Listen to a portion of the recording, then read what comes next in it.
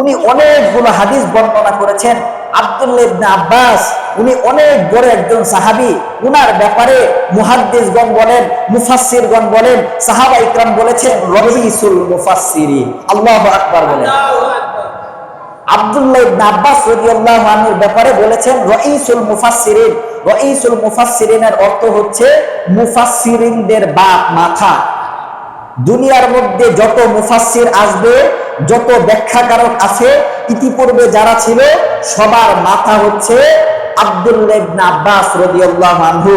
তো ওমর ইবনুল খাত্তাব রাদিয়াল্লাহু আনহু যখনই কোনো মজমা মিলাইতেন, যখনই কোনো মজলিসের আয়োজন করতেন, বদরি সাহাবীদের সাথে, যারা অনেক বড় বড় বয়স্ক সাহাবী ছিলেন, উনাদের সাথে আব্দুল্লাহ ইবনে আব্বাসকে সাথে রাখতেন। তো আব্দুল্লাহ ইবনে আব্বাস ছিল একেবারে অতি অল্প বয়সের একজন বালক। আল্লাহ রাসূল সাল্লাল্লাহু আলাইহি সাল্লাম এই আব্দুল্লাহ ইবনে আব্বাসের ব্যাপারে আলাদা একটা দোয়া রেখে গিয়েছেন। আল্লাহ রাসূল সাল্লাল্লাহু আলাইহি সাল্লাম আব্দুল্লাহ ইবনে আব্বাসের মেধা সম্পর্কে, মেধার ব্যাপারে আল্লাহ রাসূল সাল্লাল্লাহু আলাইহি সাল্লাম বিশেষ একটা দোয়া দিয়ে গিয়েছেন, যার কারণে উনি আল্লাহ রাব্বুল আলামিন আব্দুল্লাহ ইবনে আব্বাসকে রইসুল মুফাসসিরিন বানিয়েছেন। সুবহানাল্লাহ বলেন। তো এই আব্দুল্লাহ ইবনে আব্বাসকে একবার ওমর ইবনুল খাত্তাব রাদিয়াল্লাহু আনহু বদরি সাহাবীদের সাথে আব্দুল্লাহ ইবনে আব্বাসকে সাথে রাখলেন। মনোযোগ দিয়ে শুনবেন, গভীর মনোযোগ দিয়ে শুনবেন সম্মানিত মুসল্লিন ইকরাম। আব্দুল্লাহ ইবনে আব্বাসকে সাথে রাখতেন।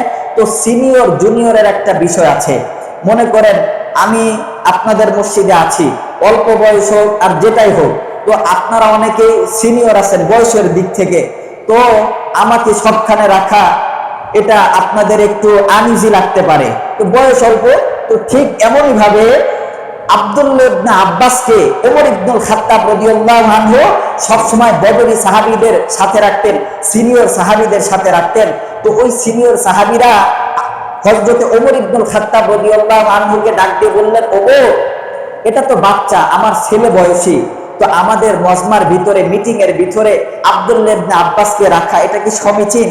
এটা একটা অন্যরকম না, বাচ্চা মানুষ। হযরত ওমর ইবনুল খাত্তাব রাদিয়াল্লাহু আনহু এই বিষয়টা ওই সময় বলেন নাই। তো আরেকটা মজমা মিলাইলেন, আরেকটা মিটিং ডাকলেন।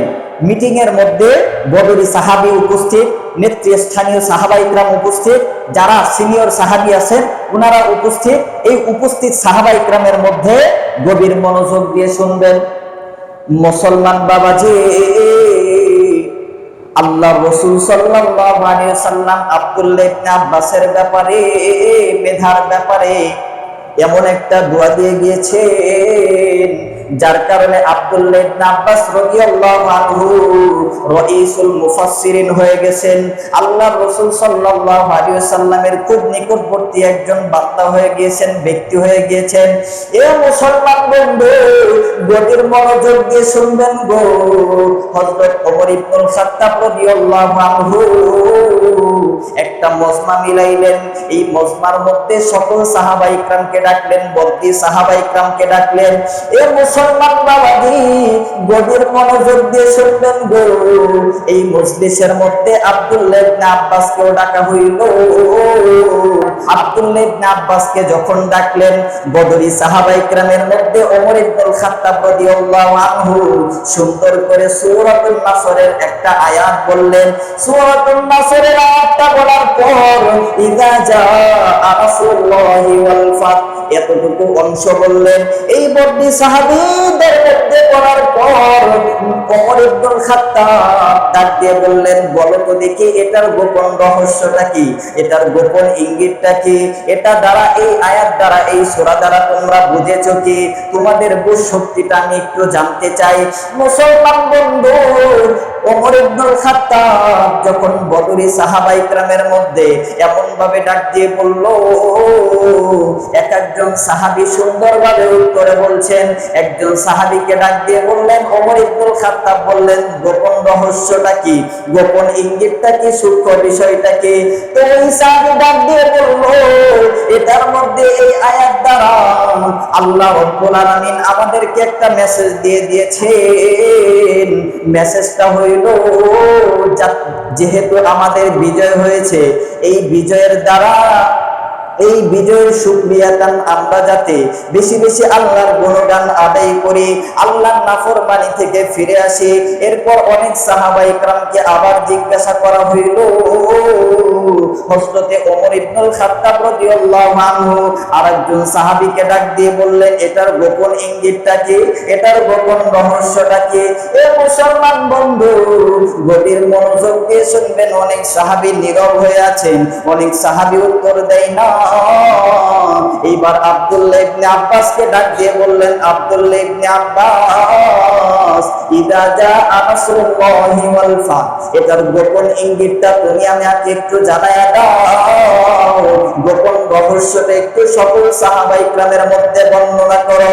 মুসলমান বাবাজি, আব্দুল্লাহ ইবনে আব্বাস রাদিয়াল্লাহু আনহু সুন্দর করে সকল সাহাবায়ে কেরামের মধ্যে সূক্ষ্ম ইঙ্গিতটা বর্ণনা করলেন, গোপন রহস্যটা বর্ণনা করলেন। আব্দুল্লাহ ইবনে আব্বাস রাদিয়াল্লাহু আনহু রাইসুল মুফাসসিরিন, মুফাসসিরিনদের মাথা, মুফাসসিরিনদের মধ্যে যিনি বড় সেই আব্দুল্লাহ ইবনে আব্বাস সুন্দরভাবে ব্যাখ্যাটা দিয়ে দিলেন। ইযা জাআ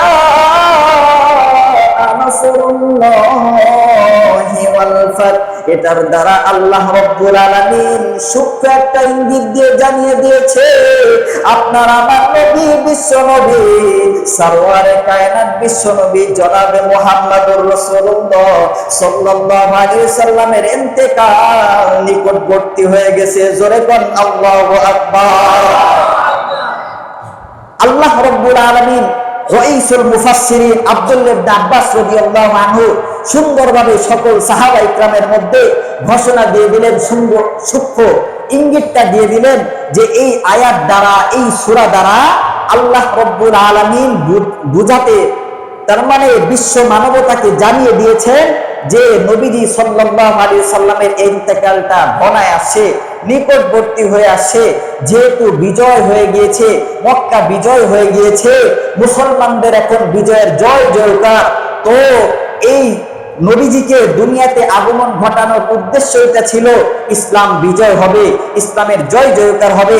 এখন তো ইসলাম বিজয় হয়ে গিয়েছে, এখন তো নবীজিকে দুনিয়াতে রাখার আর কোনো দরকার নাই।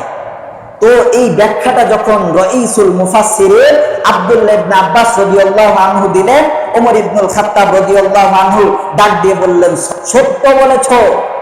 সত্যায়ন করলেন যে এই ব্যাখ্যাটা সঠিক ব্যাখ্যা। আল্লাহ রাসূল সাল্লাল্লাহু আলাইহি ওয়াসাল্লামের ইন্তেকালটা ঘনায় আসে, নিকটবর্তী হয়ে গেছে। তো এই সূরার মধ্যে এই সূক্ষ্ম ইঙ্গিতটা আল্লাহ রাব্বুল আলামিন দিয়ে দিয়েছেন।